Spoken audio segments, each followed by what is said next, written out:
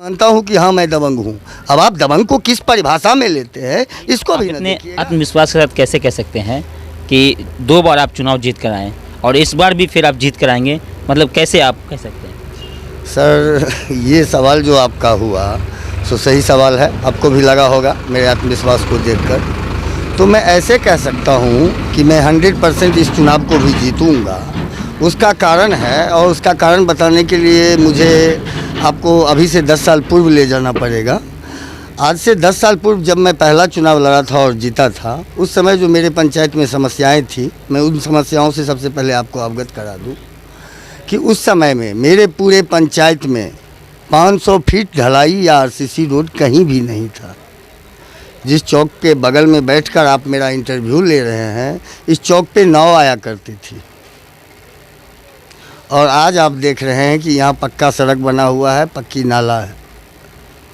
तो आप मेरे गांव में इससे पहले अगर मेरे गांव में आप आते तो मेरे गांव में घुसने से पहले मेरे गांव के मुख्य द्वार के समक्ष ही इतना बड़ा कटान था कि उससे पीछे गाड़ी लग जाती थी और वहाँ से मेरे गांव तक आप पैदल आते, दूसरा कोई साधन नहीं था। वो 12 मास की हमारी वही समस्या थी।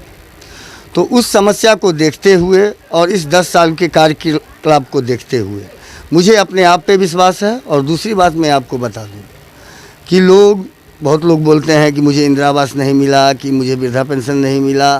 तो ये सब समस्या जो है वो हर पंचायत में कहीं ना कहीं है। मैं ऐसा नहीं कहता हूँ कि मेरे पंचायत में नहीं है, लेकिन मैं जो आत्मविश्वास के साथ कह रहा हूँ उसका मूल कारण है मेरे पंचायत के लोगों को सामाजिक न्याय। देखिए, मुखिया कोई भी बनेगा तो मुखिया अपने तरफ से तो पैसा खर्च करके समाज को बांटता नहीं है। मुखिया क्या हुआ, सबसे पहले जनता को तो ये सोचना पड़ेगा ना कि मुखिया हुआ क्या, उसका कार्यक्षेत्र क्या है, उसका अधिकार क्या है। तो सबसे पहले आप ये समझिए, मुखिया सरकार और जनता के बीच में एक माध्यम है, जो सरकार और जनता के बीच के मीडिएटर का काम करती है। सरकार जो भी जनता को देना चाहे और जो हमारे जनता की वास्तविक ज़रूरत है उसको हम सरकार के सामने पेश करते हैं।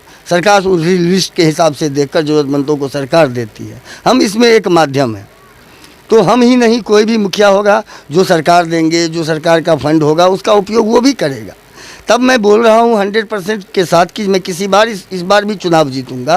तो उसमें का मेरा सिर्फ एक कारण है कि जो मैं सामाजिक न्याय, जो मैं सामाजिक भाईचारा इस 10 साल में अपने पंचायत में स्थापित कर पाया हूँ।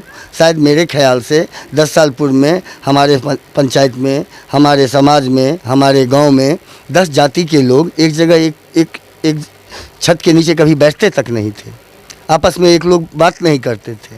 आज मेरे समाज में 10 वर्षों में कम से कम इतना तो बदलाव आया है कि हिंदू हो कि मुस्लिम हो, बड़े कास्ट हो कि छोटे कास्ट हो, बड़े लोग हो कि गरीब हो, सभी एक थाली में भोजन करते हैं, एक साथ बैठते हैं। किसी को, कोई गरीब को कोई सता नहीं सकता है। आपने मुझसे सवाल पूछा था आपका आचरण क्या है, मैं आप लोगों से पूछना चाहता हूँ, जिस जनता का 5 साल का मैं वोट लेता हूँ वो जनता मुझे वोट ही नहीं देती है, विश्वास देती है।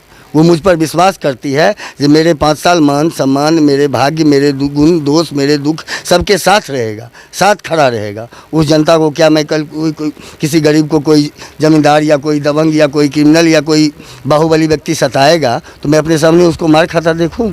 आपके विपक्ष वाले तो आपको दबंग तक कह रहे हैं कि मुखिया जी दबंग कहते हैं और मैं मानता हूँ कि हाँ मैं दबंग हूँ। अब आप दबंग को किस परिभाषा में लेते हैं इसको भी ना देखिएगा। आप मुझे अपराधी कहते हैं, आप मेरे आचरण पे आरोप लगाते हैं। क्या मैंने कभी कोई रोड रॉबरी किया है? क्या मैंने कभी किसी को लूटा है?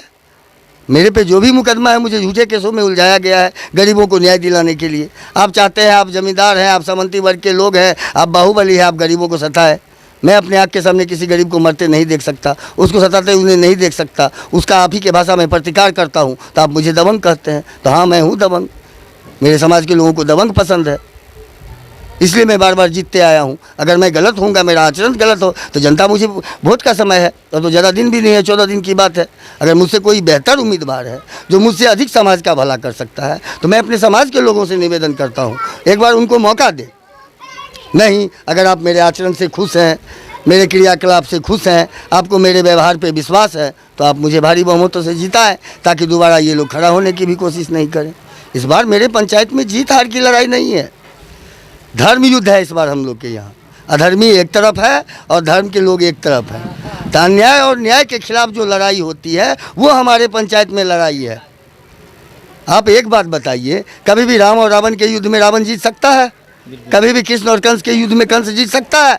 तो मेरे पंचायत में धर्म के पक्ष एक तरफ है और अधर्मी एक तरफ है। तो धर्म और अधर्म की कभी भी लड़ाई होगी तो धर्म की जीत होगी और मेरी जीत होगी। इसलिए मुझे पूरा विश्वास है कि सच्चाई की जीत होती है। इस बार मैं जीत के लिए नहीं लड़ रहा।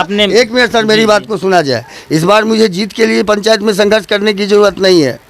मैं सोया भी रहूँगा तो जनता का 5 साल 10 साल से मैं इस तरह से सेवा किया हूँ, जो जनता के हर माँ बहन जो भी मेरे बुजुर्ग हैं वो हमको अपने समाज का बेटा, अपने घर का बेटा समझते हैं, वो चाहे किसी भी जाति विशेष के लोग हैं।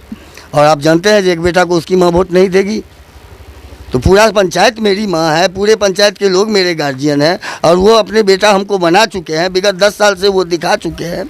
3-3 4-4 चुनाव लड़ा हूँ, मैं जीता हूँ, मेरा भाई जीता है। इस बार कौन सा मैंने अनर्थ और पाप कर दिया कि मैं हार जाऊँगा? मैं आप लोगों से और जनता के विश्वास से, इतना आत्मविश्वास से कवरेज हूँ कि मैं आपको कह रहा हूँ कि किसी हाल में 1000 से अधिक वोट से नहीं जीता तो मैं समझूंगा मेरे कर्म में कोई दोष था, मैं जनता को खुश नहीं कर पाया।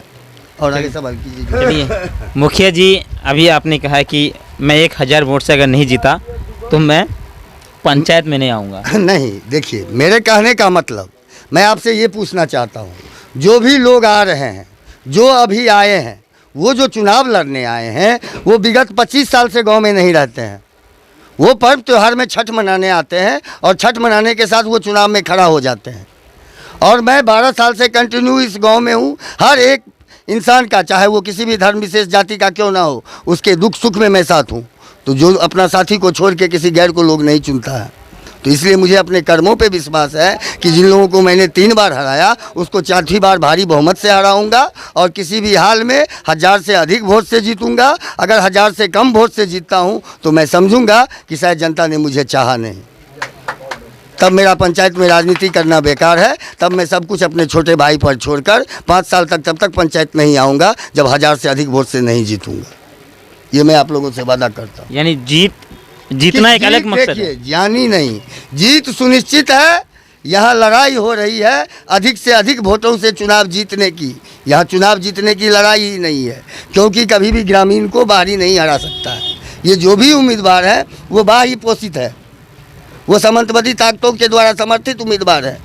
हमारे पंचायत में चंद सामंती ताकतें हैं, बाकी हमारा पंचायत एक गरीब पंचायत है। यहाँ के सामान्य वर्ग के लोग हैं और इन लोगों को हम एक साथ करके इस तरह से माला बनाए हुए हैं। इसको तोड़ना उन लोगों की नहीं, किसी के बूते की बात नहीं है। सर, अंत में कुछ कहना चाहेंगे अपने मतदाता से? हम अपने मतदाता से कुछ आपके माइक के माध्यम से क्या कहेंगे? हम अपने कर्म के माध्यम से लोगों को कहते आए हैं और लोग हमको उस कर्म को देखकर चुनते आए हैं। बाकी आपके माइक के मतदाता से यही कहेंगे कि आपके पंचायत क्षेत्र में इस बार के पंचायत चुनाव में जो भी 7-8 उम्मीदवार हैं, सभी के क्रियाकलाप को देखें, सभी के आचरण को देखें, सभी के किए गए कार्यों को देखें और उसमें जो आपके समाज में दुख सुख में रहने वाला बेटा हो, जो आपका साथ निभाता हो, उसको भारी मतों से बहुमत बनाए। जय हिंद, जय भारत। मुखिया जी, अंत में एक सवाल है कि 5 साल में जो भी, जब ये चुनाव का समय है, ऐसे में बहुत सारे प्रत्याशी होंगे, लोगों के बीच आ रहे होंगे, डोर टू डोर जनसंपर्क कर रहे होंगे, चुनाव में मतदान के लिए वोट मांग रहे होंगे, फिर ये 5 साल के लिए गायब हो जाते हैं, लापता हो जाते हैं। इनके बारे में कुछ कहना चाहेंगे आप? इनके बारे में सर हम ज़्यादा कुछ नहीं कहना चाहेंगे। इतना ही कहना चाहेंगे, जो बरसाती मेढक जो होता है, जो सिर्फ बरसात में दिखता है, बरसात जाने के बाद अगर किसी को बरसाती मेढक देखा हो तो ये लोग भी दिखेंगे। और ज़्यादा क्या बोले इनके बारे में? यानी सिर्फ चुनाव के समय में दिखते हैं? आपका कहने का निश्चित रूप से चुनाव के समय में ही दिखते हैं।